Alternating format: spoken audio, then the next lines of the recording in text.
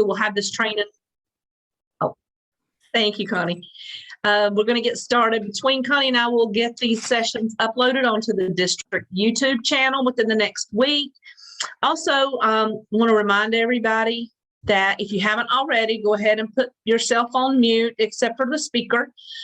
Sean Gibson will be our DGE starting July 1. And he's going to have his spring assembly training at the district conference next year. So this very training that we're doing today, next year is going to be in person at the district conference in April 2023. So please make sure your club is aware that the officers will need to attend the district conference next year for this training. The dates for that training are April 21st through the 23rd of 2023, and it will be at the Marriott in Columbia, South Carolina. So this morning, this evening, Connie and I have been on here since 9 a.m. and I keep saying morning. This evening, I want to introduce our speaker, Mike Stevenson. Mike has been living in Mars Hill since 2000 when he retired. There, he indulges his hobbies of landscaping, cooking, and woodworking. A native of the Chicago area, he graduated from Denison University in Ohio with a degree in economics. Mike spent the better part of his working career with Atlantic Richfield Company, now a part of British Petroleum. He started with them as a systems programmer in 1971 and was a manager of worldwide computing and telecommunications until he retired in 1999. Mike became a Rotarian as a founding member of the Rotary Club of Madison County in 2004 and was the third president of that club. He has been his club's youth services chair for the last 13 years. He was an assistant district governor for 3 years and a district interact chair for a couple of years. He was part of the team that transitioned RILA into a 3-day event in 2019. He has been the district RILA chair ever since. This year, he is also the district's youth services chair. So Mike Stevenson, take it away. All right. Well, thank you all for coming. I recognize some of you guys I know, but even if I don't know you, glad you're here. And I see Paige is here from Burnsville, and we're going to be talking a little Interact, which she and I have talked quite a bit about here.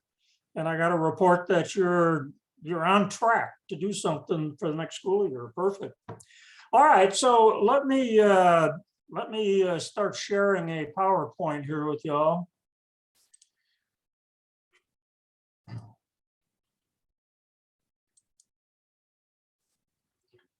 All righty, everybody got that? Okay, good. So here's kind of what we're going to cover, how we're going to go about this here today. Basically, I'm going to try to cover the basics of what you ought to know about youth services and Rotary, and some things that you ought to attend to early in, either before or early in the next Rotary year. And those things, the main ones are the ones you see up there. Now, if you dial up youth programs on the Rotary International website, you will see 4 programs listed. And those 4 programs are Interact, RILA, Youth Exchange, and short-term generation exchange. No, it's called New Generations Exchange, I think. And to my knowledge, I don't know that we as a district have ever participated in the New Generation Exchange. If we have, somebody ought to tell me what that's all about, because I don't know much about it. Do you want to comment about that? Because I can tell you a little bit. Yeah, go ahead, Fred. New Generations is young people in their 20s, young professionals, and it's an exchange, not in a strict sense. It's sending someone to do a 3-month internship in their career path. And the only time that I'm familiar that we've actually done it, we had a nursing student come from Sweden and live for 3 months in Hickory and do a nursing rotation in their hospital. But it's not something we have people assigned to do. So it's not something we really participate in. Okay, so I assume that if somebody wants to do that, we will try to find a way to make it work, however. So, but I'm not going to cover that today. So I'm gonna spend a little time on Interact Riley Youth Protection. And then I'm going to turn it over to Fred, and he's going to handle the youth exchange portion of this. So let's start out talking about Interact. Just in case you don't know what Interact is, it's a service club for youth aged 12 to 18. Usually this means it's a high school service club, but if you look at the age there, if you're 12 or 13 years old, you very likely are still in middle school. So you could have a middle school based Interact club as well. And in fact, our district has 2 or 3 of them. I know Valdez has got one of those, and I think there's a couple other ones out there as well. The district would benefit from having more clubs. If you look down this slide here a little bit, you see that we currently have 43 of them. And those 43 clubs are sponsored by 26 Rotary clubs. So about, if you think about half of our Rotary clubs sponsor an Interact club. So why is Interact important to Rotary? Well, first of all, it's part of Rotary's core mission. Developing young leaders is something that is written into the Rotary Constitution and the Rotary bylaws. So it's something that we want to do. But it also creates a pipeline of future Rotarians, people that understand what Rotary is and what Rotary is all about, what our values and our ideals are. So for that reason alone, it would be great to have some more young people in the pipeline. So what does it take to start an Interact club? If you don't have one already, I encourage you to think about starting one.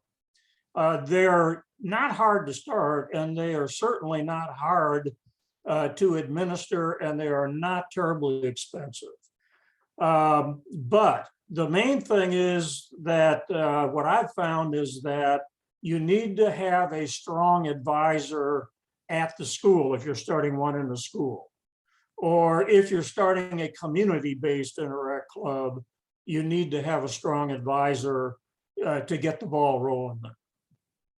The rules for Interact club are pretty straightforward. Basically, the goal of the Interact club is for that club to do at least 2 service projects during the year. One of those projects ought to be a community-based service project. And in that sense, you can define community however you want to. A lot of Interact clubs define community as their school. So they do school-based service projects, things like trash cleanups or some other, notes to teachers, Christmas cards, those kind of things. But you can also define community as your city that you live in, or your county or your region, however you really want to define it. So you should do one service project directed at a community, and you should do one service project that has an international focus. There's a lot of different ways of doing that. Some clubs participate in what they call the Heifer Project, where you kind of, there's an organization that provides opportunities for you to support an economic endeavor in a foreign country. A lot of times it involves buying livestock for somebody that's trying to start a goat farm or something like that. And so our Interact club here in Madison County has done that for a few years. They buy a goat or chickens or something like that for some basically a third world country someplace.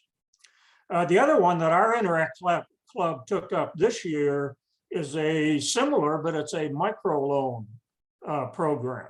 It's run by a website called Kiva, where they have a website where you can go and look and see who's looking for loans. And they're all loans that are supporting economic development activities in some, again, most likely a third world country. And there's a description out there for how much money this person wants, what they're going to do with it. And then you can sign up to supply all or part of what they're wanting. And at a time that's specified in the documentation for the loan, those people are expected to pay back the loans.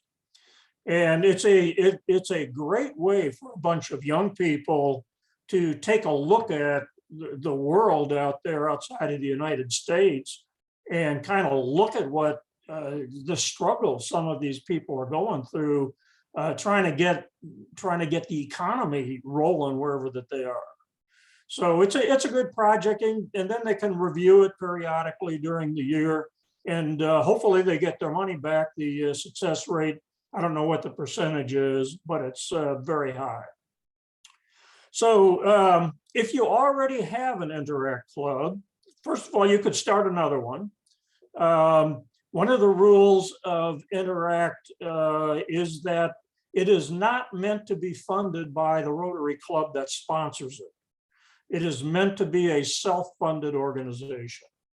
Now, that doesn't mean you can't give them any money.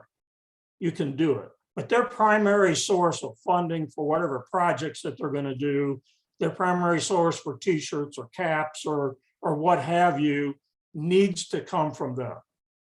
So you can have an Interact club for a couple of $100 if you're going to maybe have a joint meeting with them, provide some food, or you're going to, subsidize a t-shirt or something like that. It does not have to be an expensive proposition at all. And you can sponsor more than one club. You can also co-sponsor an Interact club with another club. And we have several of those in our district as well. If you do have an Interact club, one important thing that you ought to do is update your Interact information every year on the RI site. If you don't do that, they will mark your club as terminated, and then you will have to jump through another hoop to get it reestablished again. And so what that means is if your club is active and you have specified a Rotary sponsor from the club, then that person will get information from the staff at RI who is dedicated to supporting Interact. So that's what you lose. And to reinstate your club is not that big of a deal. I don't want to make it sound like it is. But you do have to jump through a hoop. You have to fill out a form. You got to have the DG to sign it, and then they'll reinstate your club for you. But the best thing to do is to avoid that problem and update your information. I believe you could do it now for your upcoming Rotary year. And I think there are some, RI will send some notices to the president saying, hey, I think this club is terminated. So there is a little nudge reminder from RI. Yeah. And the other appeal I will make to Rotary clubs that are watching this, if some of you, I know there's some clubs out there that are on the RI report that are listed as active that are not. I've been trying to clean that up here for a couple of years. And if you have one of those clubs, you'll find instructions under the Rotary Interact tab on the homepage of the district website that tell you how to go about reporting that your club is inactive. So well, let me stop here and see if anybody out there has any questions they want to ask about Interact. All right, let's move along here. Let's talk about RILA a little bit. Okay, so most of you probably know what it is. I'm going to tell you just in case there's somebody who doesn't. Rotary is a leadership event that's internationally sponsored. It comes in many, many different sizes and shapes and flavors. Some of them are day-long interacts that are just like a assembly kind of a meeting. Some of them are week-long. Some of them are for older young people. Some of them are for young people. There's all different kinds of ways of formatting a RILA event. This last year, the Rotary Council on Legislation has recommended to the Rotary Board that the name of RILA be changed. It formerly stood for RILA Youth Leadership Award.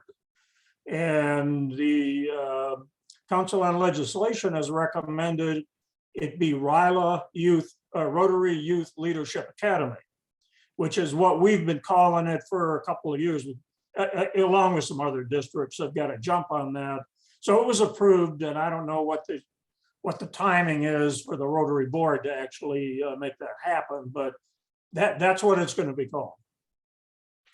In our district, we have a long history of RILAs. We've been doing RILAs in this district since 1961. They have historically been a week-long summertime residential program. And they have been held down in the Brevard area at either the Brevard Music Camp down there or at the Girl Scout camp down in Brevard.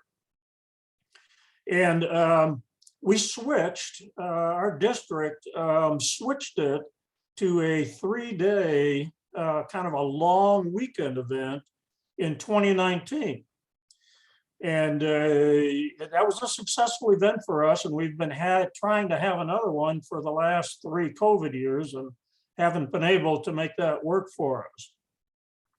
But the way it works is it's a 3-day, starts on Thursday after school, and it ends up on Sunday after around lunchtime.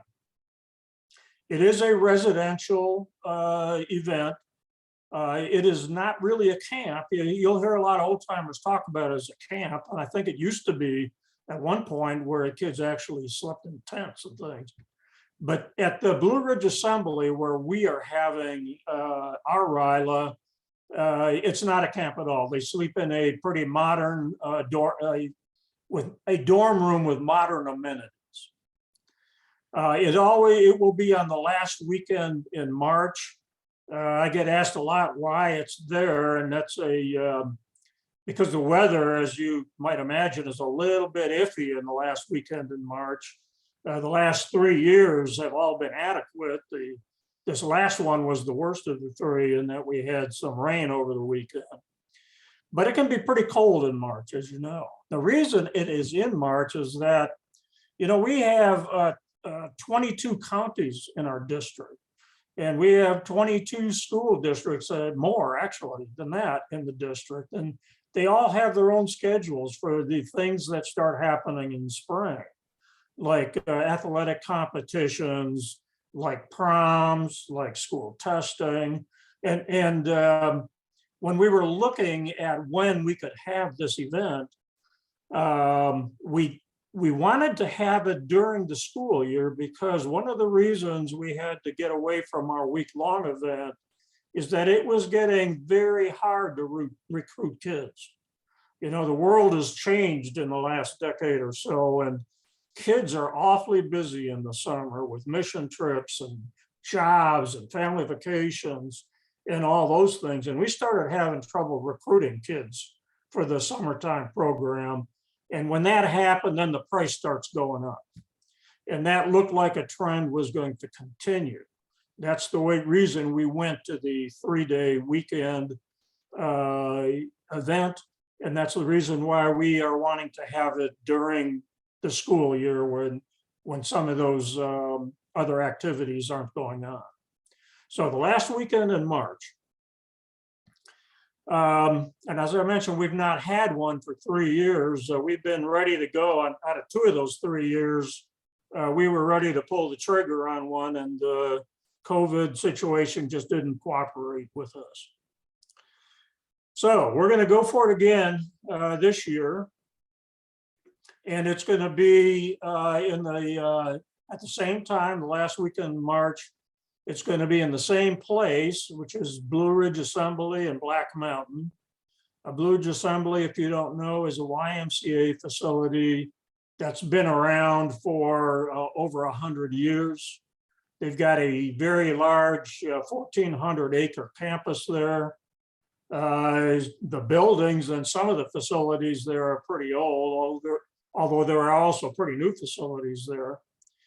But the places our kids are going to stay are old buildings, but they've been updated with modern amenities. So when you send a kid to Ryla, he's going to sleep in a dorm room with 3 other kids. They'll have their own bath. They'll sleep on cots. Linens and towels will be provided. They're heated and air conditioning. So it's not a camp. It's a pretty comfortable dorm room kind of situation. But we need you to help us out here. All the, I say you, I mean all the clubs in the district. We are in a time squeeze contractually with Blue Ridge Assembly. Our event is in the last week of March, and our contract states that 3 months prior to our event, we need to tell them what number of students we're going to be sending to Ryla.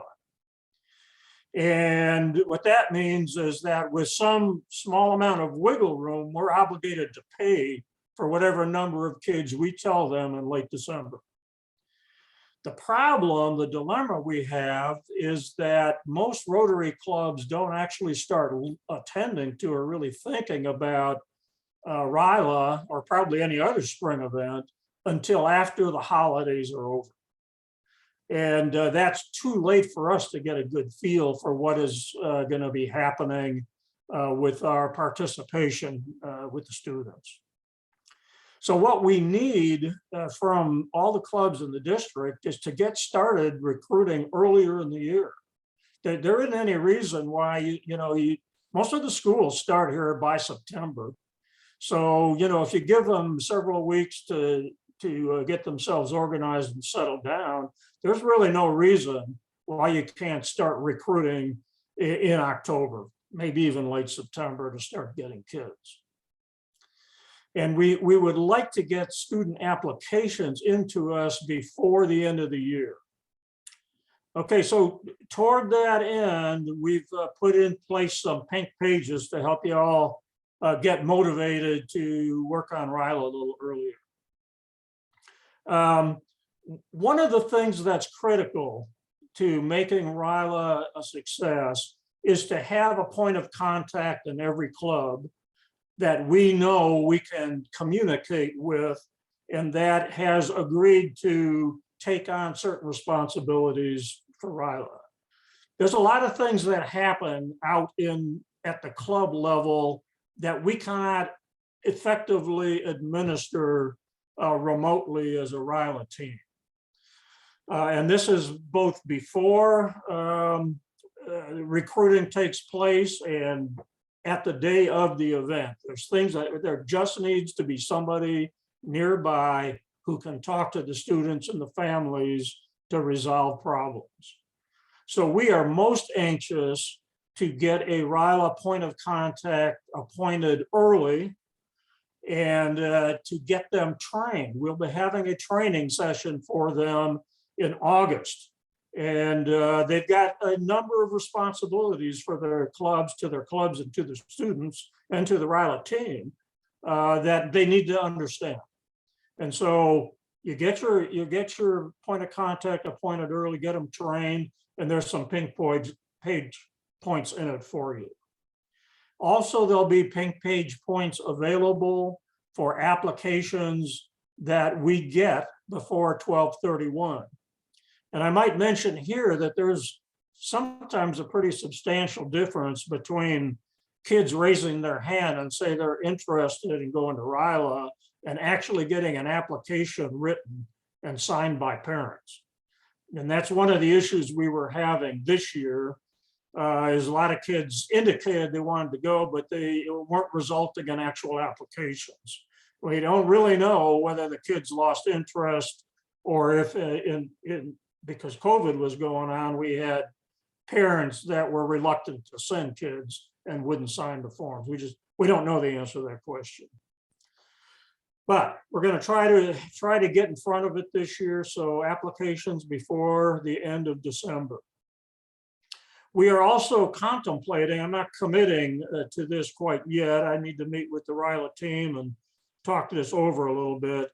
But I'm thinking right now that we're going to try to have some financial incentives, an early bird rate for applications that we receive before the end of the year, and potentially a late bird rate for applications that we get after the first of the year. So again, all these things are designed to try to get you all motivated to recruit earlier for RILA. And the last thing I'd like to talk to you about is book a RILA speaker for your club.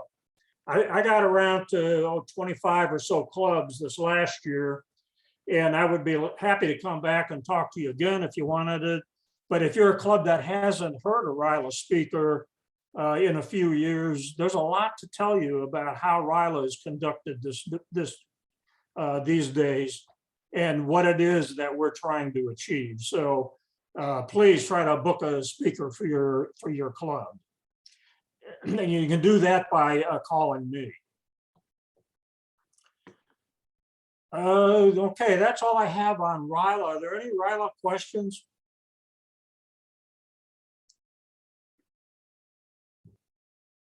All right, let's move on here to youth protection.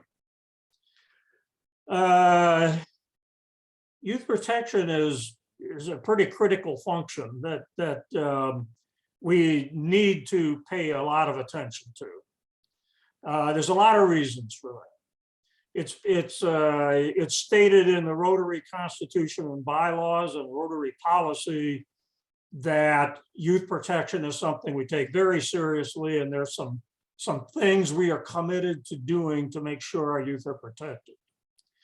And I'm going to talk here mainly about the things that apply to youth that are involved in non-youth exchange programs. There are some additional youth protection requirements that youth exchange programs have that I'm not going to get into. Perhaps Fred will when he talks to you.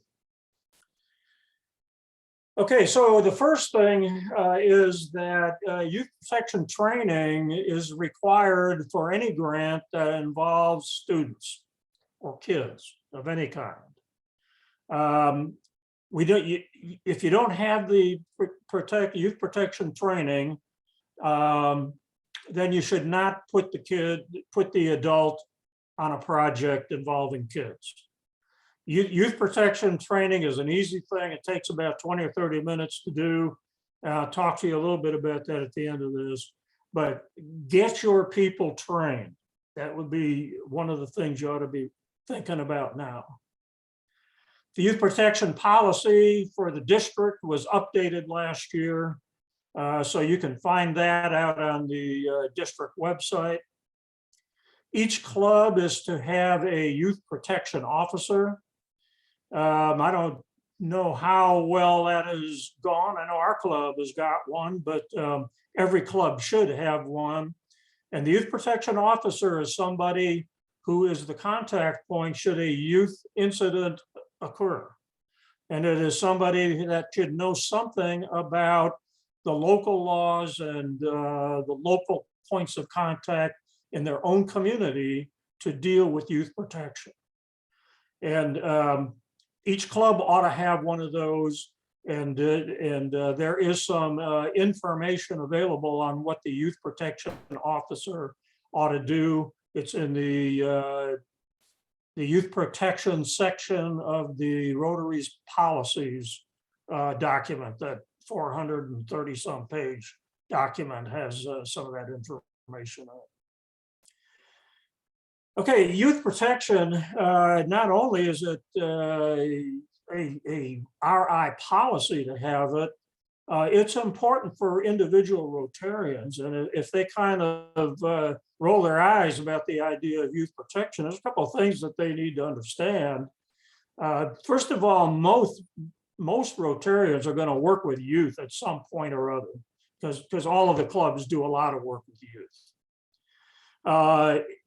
if they're working with youth, they have responsibilities both as Rotarians and as citizens. And what I mean by that is that in the state of North Carolina, if you're an adult working with kids, you are also a mandated reporter. And what that means is that if you see something inappropriate going on, you are required by law to report that. And the example from Penn State, which many of you are familiar with, is a great example of that. There are people that have lost their jobs and have been fined that knew things, didn't say them, and the law caught up with them on that. And we are in that same boat. You're mandated reporters, you have to report. Not only that, but individual Rotarians, if they're not aware of what is considered appropriate behavior with youth and what is not, which the youth protection course goes into its own length, they have exposure. You know, if you're there with a kid and the kid decides to report you for something that they have perceived happens, you are in a good bit of difficulty right off the bat. So it's pretty important that Rotarians have gone through this process of what things are okay and what things are really not okay that can be perceived as an issue, even if they aren't. Because none of us want to have that problem of having to combat some sort of an accusation or an innuendo even about something that might or might not have happened.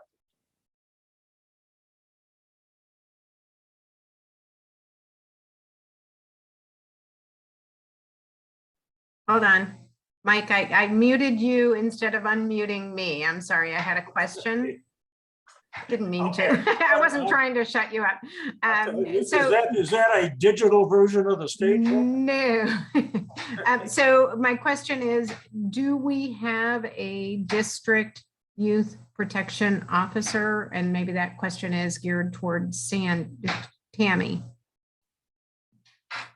The answer to that question is no, unless Tammy has found somebody here recently.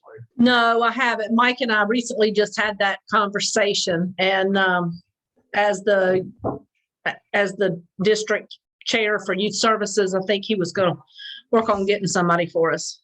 Okay. I didn't know if we had one at this point. And I will We say did that, have one, but he's not anymore. right. I would say that youth protection session is actually quite good. It is repetitive. They don't change it every year, but that's okay because, you know, these things are, you got to remind yourself every year of the things that, you know, going into a classroom and the teacher leaves you with all of the kids and something happens, you know, you didn't think you were going to be in any situation, but all of a sudden you find yourself without another adult in the classroom. It just reminds you of the things to be protected, to protect yourself as well as the kids. Yeah. And since I had that last conversation with you, Tammy, I've had a subsequent conversation with Fred, and he's put a little more pressure or emphasis on finding such a person. So anyway, that's something that we need to work on. We need to get somebody into that job. And if anybody, any of you that are listening out there know of somebody that has a passion in that area, I am all ears. I don't have anybody on the tip of my tongue to put in that job. So if anybody has any suggestions, please let us know. All right, I'm going to conclude this portion of the youth training here with this slide. But before I do that, I just want to say that what I've covered are the Rotary International supported youth programs.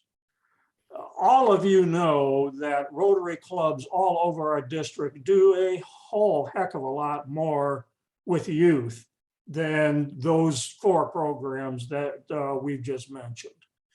I'm in the process of trying to pull together a comprehensive documentation from a lot of clubs that basically have listings and descriptions of the things the different clubs do. And the idea would be that you can use it as a pick list.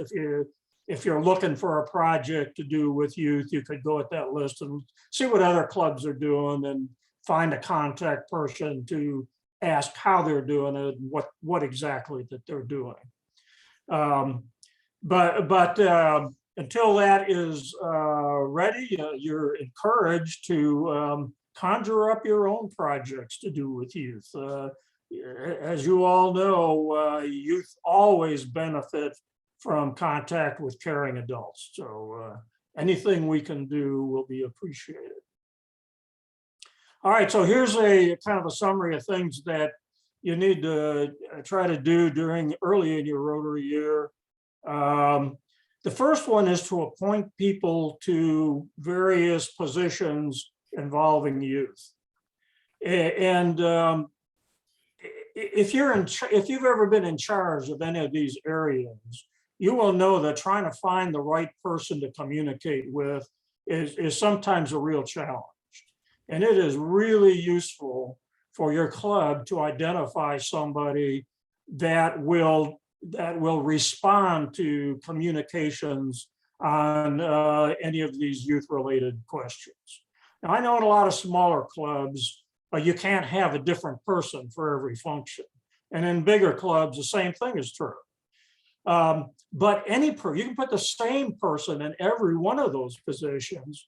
And if they are understanding that they are in that position, that conveys a certain responsibility to respond or to at least read the things that are coming to them as that person. We will be a step farther forward than we are today.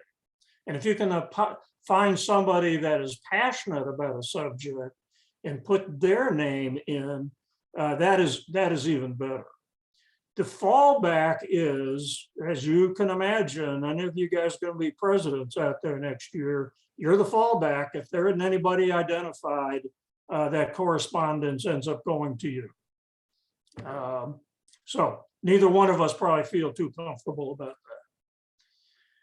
All right, the other thing I'm asking people to do is budget money for RILA. You can plan on $300 per student. Like I said, there may be some financial incentives that you can take advantage of. You get Pink Pages points for sending kids, so make sure you get some of them. Book a RILA speaker, contact me, and if it's not me, it'll be somebody on the RILA committee. And update your Interact Club information. That it is not a hard thing to do. I know it was covered in some of the earlier sessions today. I'm not really prepared to cover it here. I can tell you how to do it if you want to know, but I think it'd be better off just seeking out somebody who knows how to do that and walk you through that when you want to get it done. And I know you've got a lot of other positions that you need to identify. All these positions that I've talked about, these 4 youth-related positions, they all come up on the pick list. So it's, when you're going through that process, at one point a list will come up of possible positions that you can assign people to. And these jobs are all on that list. So it's pretty easy to do. Okay, if you don't know how to update your Interact Club information, if you go to the RILA District webpage and hit the button on the left-hand side that says Interact Rotaract, the first document I think that you see that'll appear up on the list is the one that gives you instructions for updating your club information. And it actually will direct you to the form to do that. So it'll be an easy thing to do. Please don't forget to do it. And if you've got an inactive club, please let me know about it. So let me ask if there's any questions here that anybody has about the youth area. And then we'll turn it over to Fred. You've got one question. Paige, I think Paige has a question. Okay. I do have a couple questions. So everyone in the club needs to go through the youth protection training. And is that every calendar year? Is it every Rotary year? So should I wait? What the Rotary says about it is they want you to do it every year. They don't specify calendar year or Rotary year. You know, we've pointed that out to them a few times, and they realize that creates some issues with people.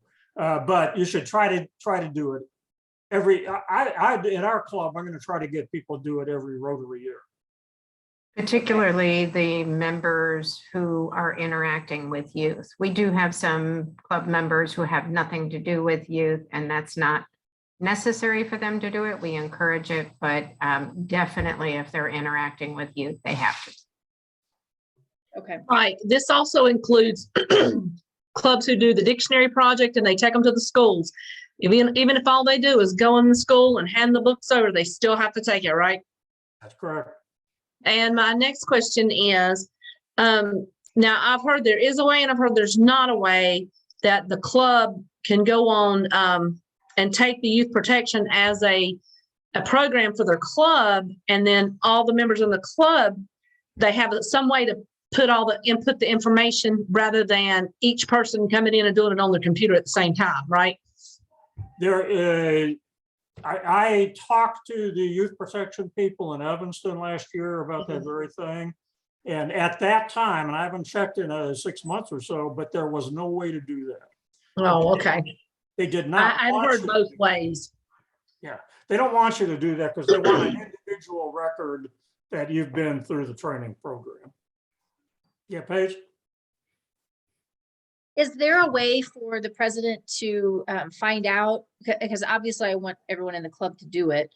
And is there a way that I can find out who has done it and who has not done it? Like, is there a tracking somewhere?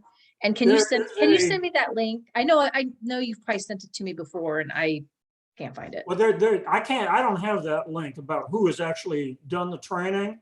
Tammy can get that link, or right now, a DG Ken can get that link. The DGs have the ability to get from the Learning Center a record of personal training. It's how they term it. So, you know, and I don't know how to ask for it, but Tammy can figure that out. And I know Carol King used to do that. She used to send me a record of who had that training. So if Ken doesn't know, Carol King probably knows. And Carol is in the hospital right now, so that may need some other attention. It is 6:42, 6:43 right now, and I know Fred has some things that he wants to do. So maybe if you have other questions, you can put it in the chat and we can get through Fred's piece. And if we have a little more time, we can continue the discussion. Mike, you want to stop screen sharing? Oh, yes, I do. And Fred, I think we're turning it over to you. I don't know if Tammy was doing an introduction of you. Fred, you need to introduce yourself, buddy. No, I didn't know that Fred was doing the other part of it. So I would have loved to have done an introduction, but go ahead, Fred, tell us about yourself. I trying to figure out how to manipulate this so that I'm not causing a problem, but I'm not sure I'm going to do that.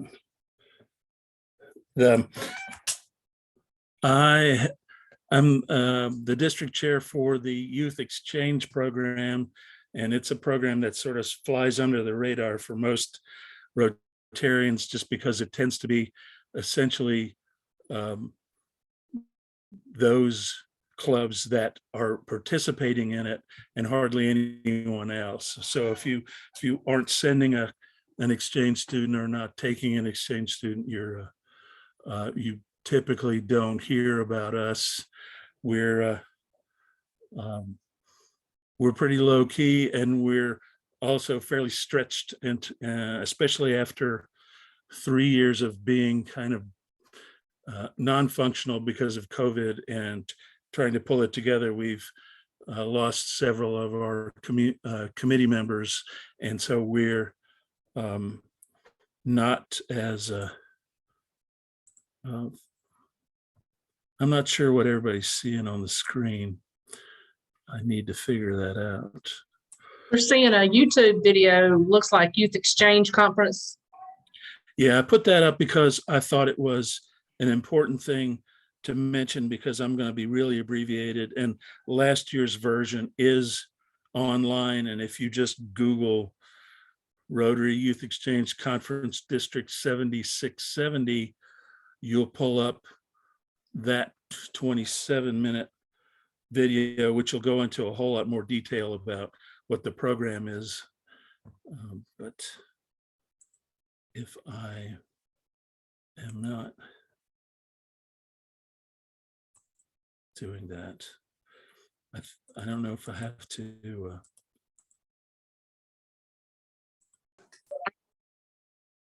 share this every time I do it.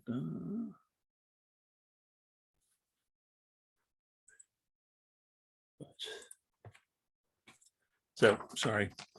I'm going to go through this quickly. I think it's interesting that the youth exchange tends to be a place where you get a lot of the cutting edge things related to the youth figured out, because we're charged with a whole lot more serious vetting, because we're bringing exchange students that are high school aged minors into our country and our district, and placing them with host families and putting them in contact with a Rotary counselor who's keeping an eye on them. And so the vetting of the families and the counselor has always been a whole lot more in depth than just the youth protection that Mike was talking about. And as a result, we tend to be pushing the how things are done in general across all of Rotary. And the latest thing that I just sent to Mike is an example of that. The crisis management plan is a thing that we do need to work on, because if we don't execute a crisis management plan by the 1st of July, when Tammy takes over, essentially our youth exchange program could be decertified because we don't have it in place. And I think Mike and Tammy have seen that. It's really not, it's actually a really wonderfully instructive document, in that it gives you sort of step-by-step, what do you do if you are taking a bunch of exchange students on a ski weekend and somebody breaks their leg. I mean, it's very much a, it makes it, it spells it out, and it was developed by 4 attorneys across all of our multi-district to come up with the verbiage that I sent around. So hopefully we can manage to pull that together. For those of you who don't have a good sense of this, let me see if I can do that. Yes, I think I can. All right. We have 2 different versions of exchange. One is the long-term exchange, and the other is a short-term exchange. And so this is the last crop of long-term exchange students that we sent out. This was in 2019. We sent them all out to every corner of the planet. And then in March of 2020, we all tried to figure out how to get them onto airplanes and bring them all back all of a sudden and in a crisis mode. So we developed crisis management really early on with that group. But this is a good representation of who our youth are. It's not a huge program. This group is 3 Rotary districts worth of outbound students. So there's 6 of them that are from here in Western North Carolina. There's some from Eastern Tennessee and some from the Charlotte district. And they're doing their last training at AB Tech here in this photo. And then they're going to leave to go for a full school year. And that's the way the program works. Because of COVID, we've been on hold for a while. We continue to train up students. We did events like this thing at AB Tech, but we did a lot of it virtually. But we still had several students in the hopper to go, and then every March, Rotary International would say, no, it's not safe, and they would cancel the program for the year. And so after 2 years of that, we now have a much smaller group. What we're going to do for the 2022-23 school year is we're sending one student from Fletcher to Hungary, and we're going to take 2 students, one from Slovakia and one from Germany, and they're coming here to Western North Carolina. So we're starting back small, which for me is wonderful, because with all the attrition, there's not a tremendous amount of other people that are involved in pulling it all together. So I am glad for not having much more of a volume than that. This was our group that we sent out the year before. I mean, I think it's an important thing to realize that every individual one of these kids spent a year in a foreign country, became fluent in a foreign language, and is now probably in contact with at least one of the host families that they lived with during the course of that year.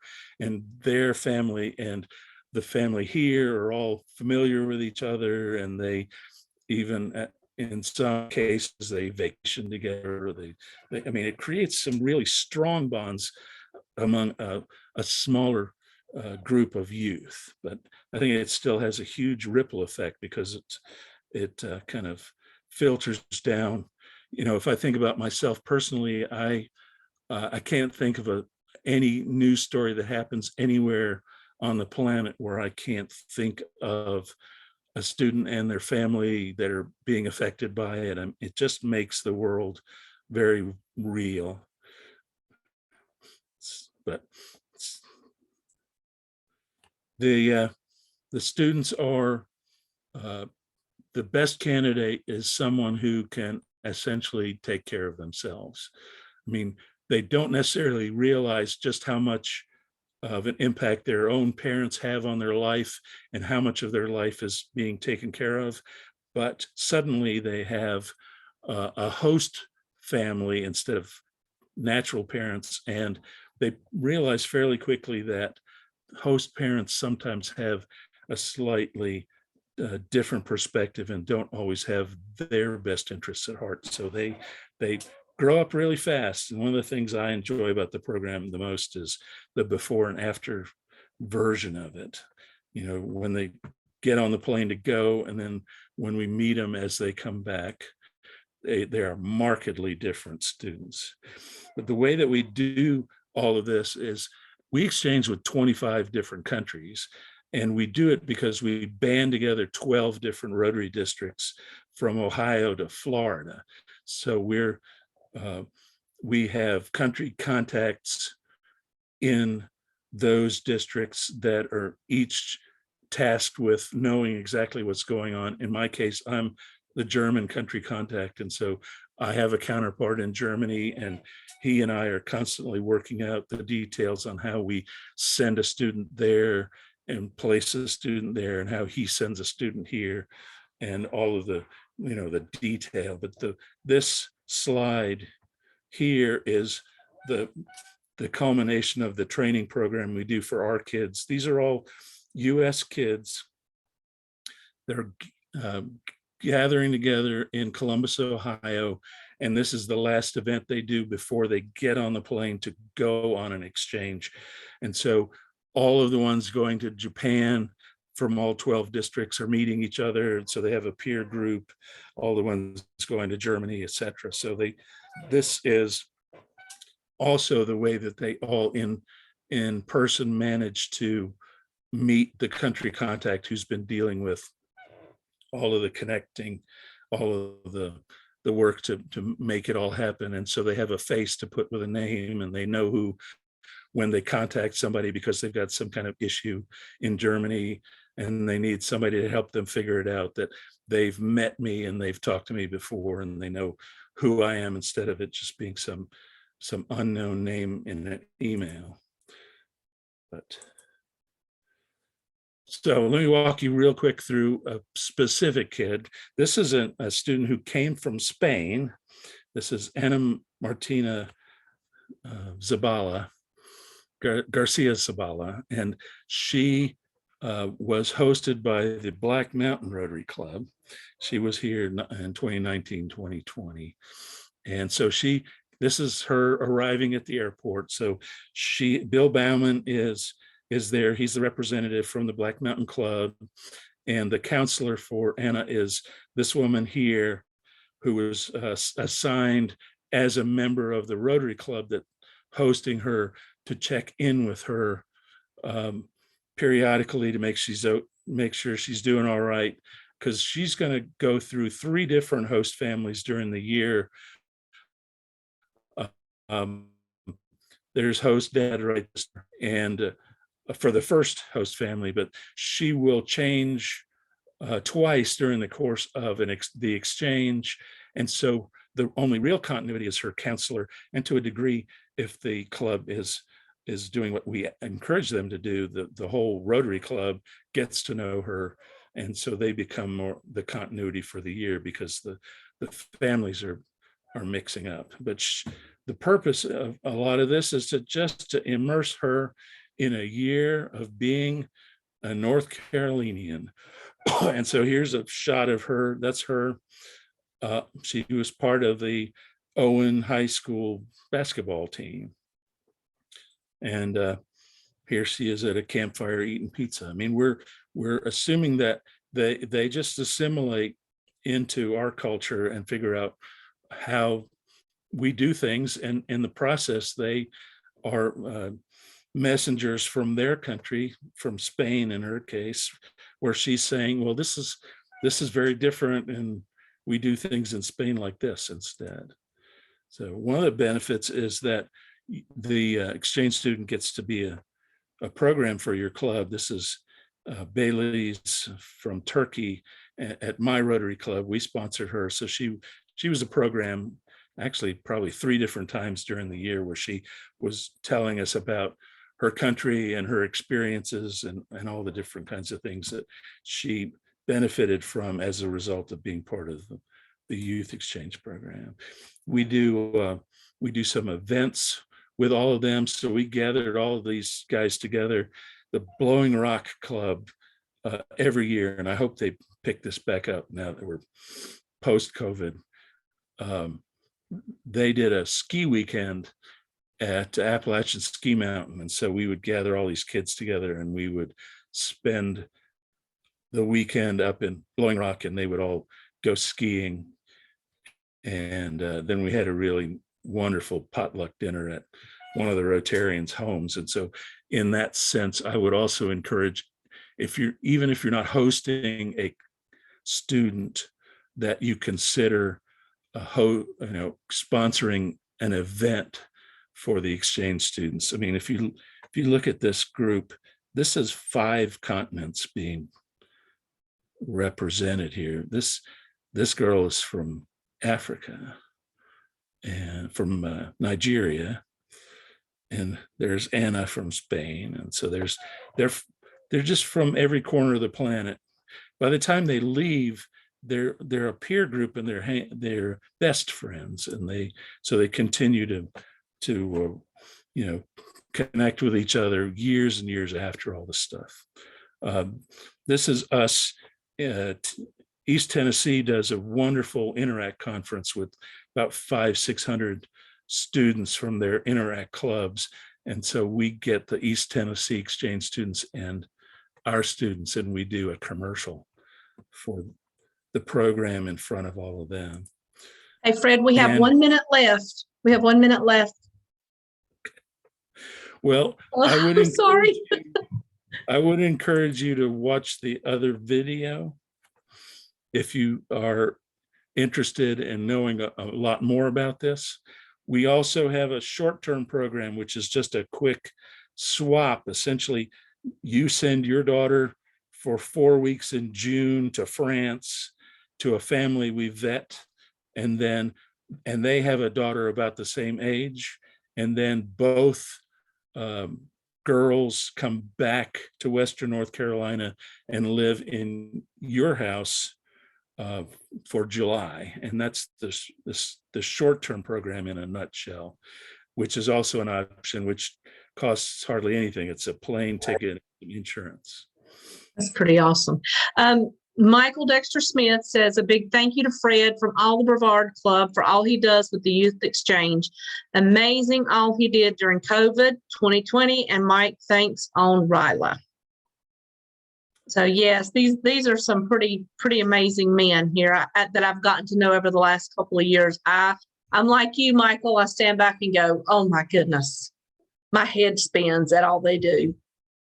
I think just one comment. Fred was bringing all these kids back during COVID, and he had them spread out all over the world. You know, trying to get them air tickets and everything. I mean, the guy is amazing, absolutely amazing. Thank you, Fred, for all you do. Thank you, Fred and Mike both. Thank you both so much. Connie and I are working on getting these sessions. Connie, you can probably stop the recording.